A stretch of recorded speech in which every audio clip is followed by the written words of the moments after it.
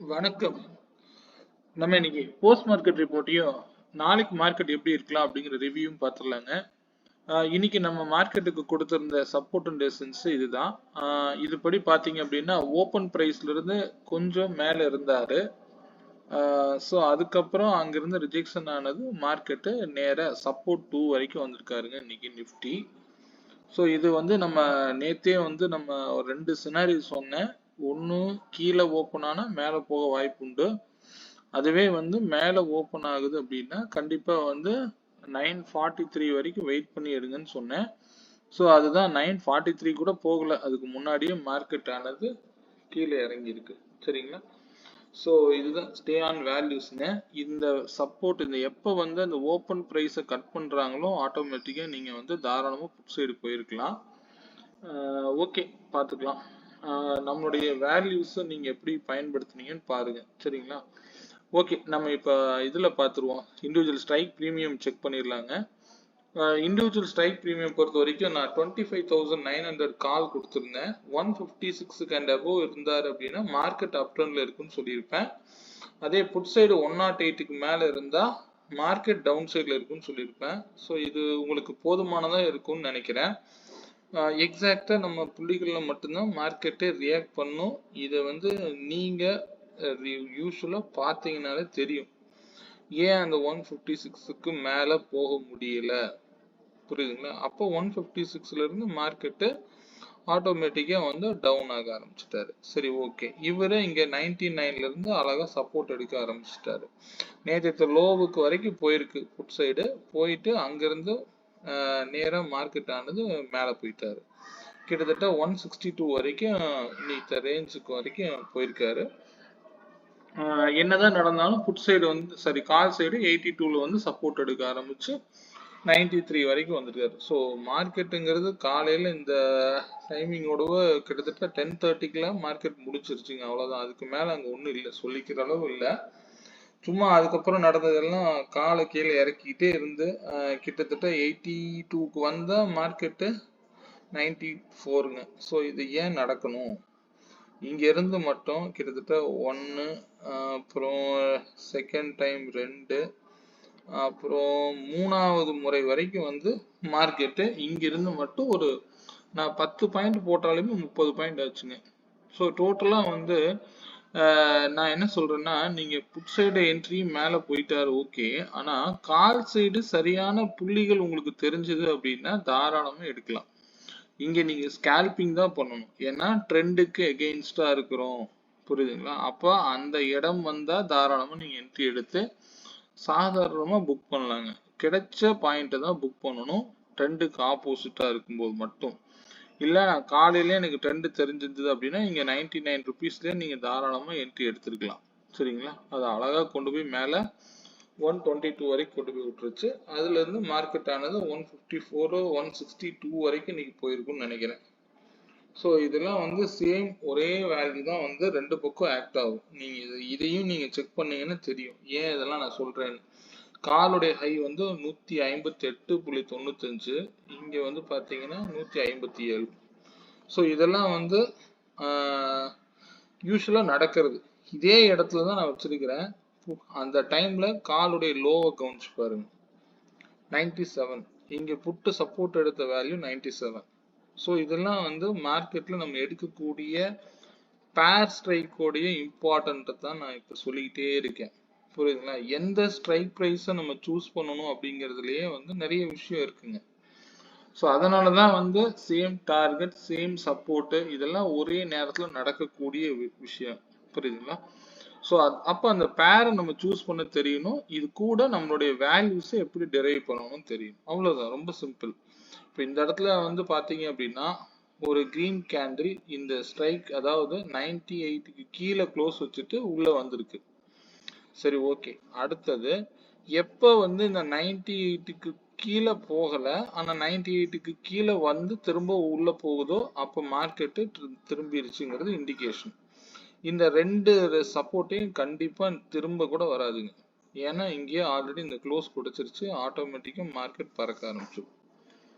புரியுதுங்களா? அதுக்கு அடுத்தது தான் நீங்கள் அடுத்த வேல்யூக்குள்ளே தான் நீங்கள் போய் என்ட்ரி எடுக்க முடியும்.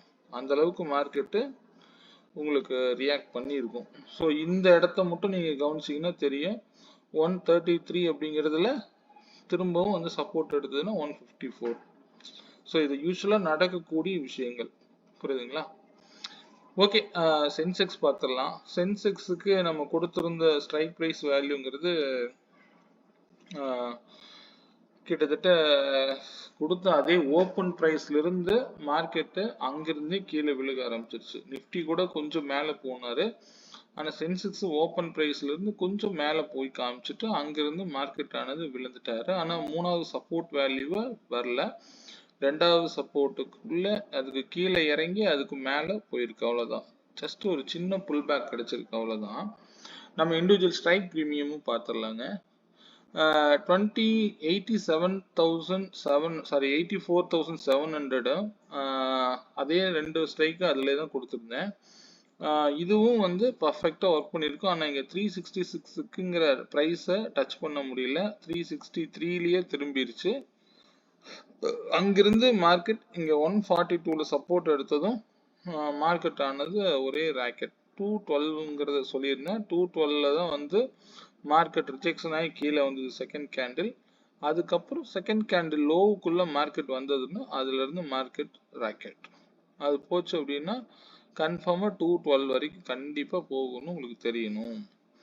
ஸோ எல்லா இடத்தையும் ஏன்னா இந்த புட் சைடு பாருங்க, ஒரு க்ளோஸ் இந்த ப்ரைஸுக்கு மேலே வச்சாலும் திரும்பவும் இந்த ப்ரைஸுக்கு கீழே வந்துட்டு மார்க்கெட் ஆனது ஓப்பன் பண்ணி மேலே 279.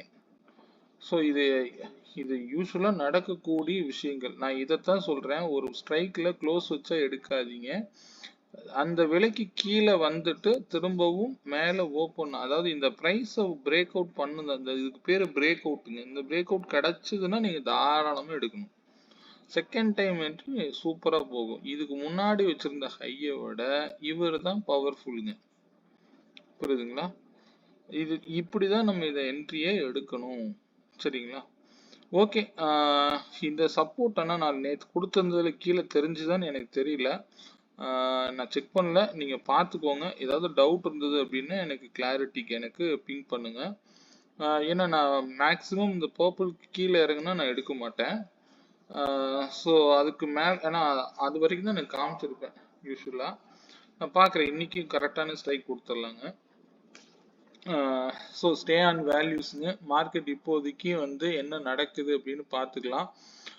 இப்போதைக்கு 808க்கு மேலே தான் க்ளோஸ் கிடைச்சிருக்கு. இந்த க்ளோஸை பொறுத்த வரைக்கும் மார்க்கெட்டு 808க்கு கீழே இறங்காத வரைக்கும் மார்க்கெட்டு அப் ட்ரெண்டில் தான் இருக்கும். நல்லா கவனிச்சுக்கோங்க. 808 உடைச்சது அப்படின்னா கண்டிப்பா வந்து மார்க்கெட் ஃபர்தரா 550 வரைக்கும் கூட போகலாம். ஆனா இந்த 808 நாளைக்கு கவனிச்சு ட்ரேட் எடுங்க. சரிங்களா? இன்னைத்த லோவையும் மார்க் பண்ணிக்கோங்க.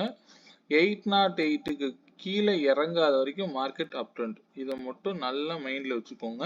808 நல்ல சப்போர்ட்டா இருக்கும். ஓப்பனே வந்து 826க்கு மேல எல்லாம் ஓப்பன் ஆயிருச்சு அப்படின்னா கண்டிப்பா மார்க்கெட் அப் ட்ரெண்ட்ல நாளைக்கு போக வாய்ப்பு இருக்கு.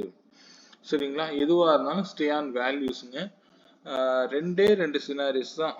இப்போதைக்கு லோயர் லோ வச்சு மார்க்கெட் ஆனது கீழே இறங்கிக்கிட்டே தான் இருக்கு. ஒவ்வொரு நாளுடைய லோவும் வந்து கட் பண்ணி அழகா இன்னொரு லோ வச்சுக்கிட்டே தான் இருக்கு. எப்போ வந்து இந்த மார்க்கெட் இந்த லோவை கட் பண்ணுதோ நாளைக்கு இந்த லோவை மார்க் பண்ணிக்கோங்க. ஸோ இதுக்கு கடைசி சப்போர்ட்னு நீங்க பார்த்தீங்க அப்படின்னா 693 இருக்கு. அதையெல்லாம் உடைக்கும் போது கண்டிப்பாக நாளை ஒன்று மார்க்கெட் மேலே ஓப்பன் ஆகுது அப்படின்னா கேர்ஃபுல்லா இருங்க. எந்த ப்ரீவியஸ் டே ஹையை பிரேக் அவுட் கொடுக்கணும். 943 வரைக்கும் வெயிட் பண்ணுங்க. அதாவது 808ல இருந்து 943 வரைக்கும் பார்த்து கவனமா ட்ரேட் பண்ணுங்க. அந்த ரேஞ்சில இருந்து திரும்பவும் மார்க்கெட் கீழே இறங்குச்சு அப்படின்னா கிட்டத்தட்ட 550 வரைக்கும் வரலாம். சரிங்களா? இந்த புல் பேக்ல இருந்து நீங்க வந்து அப் ட்ரெண்ட் மாறிடுச்சுன்னு எடுக்க முடியாது. 808ங்கிறது ஒரு சப்போர்ட். அங்கிருந்து மார்க்கெட் போனா 943 வரைக்கும் போக வாய்ப்புண்டு. இந்த 943 வரும் பொழுது நீங்க முடிவெடுங்க. அந்த இடத்துல பிவோட் இருக்கு, மந்த்லி பிவோட்டு. அங்கிருந்து மார்க்கெட் நாளைக்கு நடக்கலாம், எப்போ வேணாலும் நடக்கலாம்.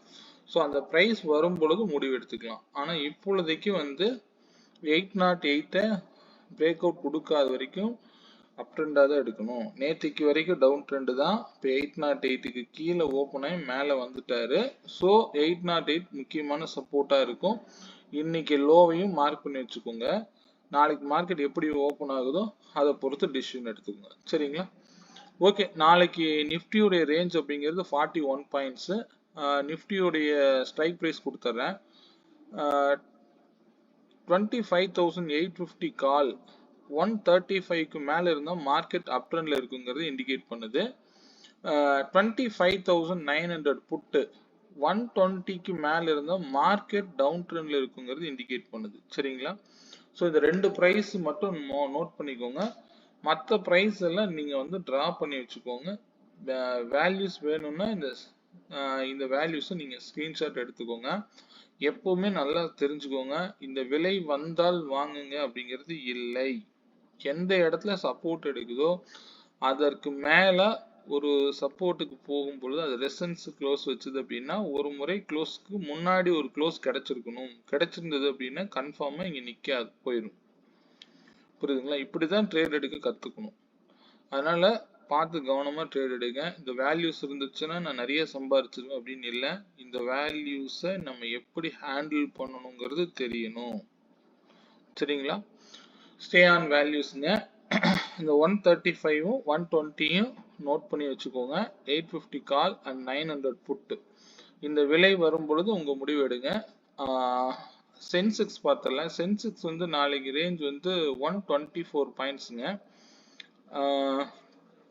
84,500 கால் 307க்கு மேல இருந்தா மார்க்கெட் அப் ட்ரெண்ட்ல இருக்குங்கிறது இண்டிகேட் பண்ணுது. அதுவே 84,700 புட்டு 211க்கு மேல இருந்தா மார்க்கெட் டவுன் ட்ரெண்ட்ல இருக்குங்கிறது இண்டிகேட் பண்ணுது. ஸோ இந்த ரெண்டு ப்ரைஸும் டிசைடிங் ப்ரைஸா நாளைக்கு இருக்கும். இந்த சப்போர்ட் அண்ட் ரெசிஸ்டன்ஸ் வேல்யூவை நோட் பண்ணி வச்சுக்கோங்க. உங்க சார்ட்ல டிரா பண்ணி வச்சுக்கோங்க. ஸ்கிரீன்ஷாட் எடுத்து வச்சுட்டு நீங்க இந்த ப்ரைஸ் வரும் பொழுது உங்களுடைய முடிவை எடுங்க. ரிஜெக்ஷன் மட்டும் கிடைச்சதுன்னா எந்த வேல்யூலையுமே ரிஜெக்ஷன் கிடைச்சதுன்னா ஆப்போசிட்ல சப்போர்ட் எடுக்குதான்னு பார்த்து ட்ரேட் எடுங்க. சரிங்களா? ஸ்டே ஆன் வேல்யூஸ்ங்க. இந்த வேல்யூஸ் பத்தின ஏதாவது டவுட்ஸ் இருந்தது அப்படின்னா என்னுடைய நம்பர் 9842088858ங்கிற நம்பருக்கு கான்டாக்ட் பண்ணுங்க. மீண்டும் ஒரு நல்ல பதிவுடன் நாளை மாலை சந்திப்போம். நன்றி, வணக்கம்.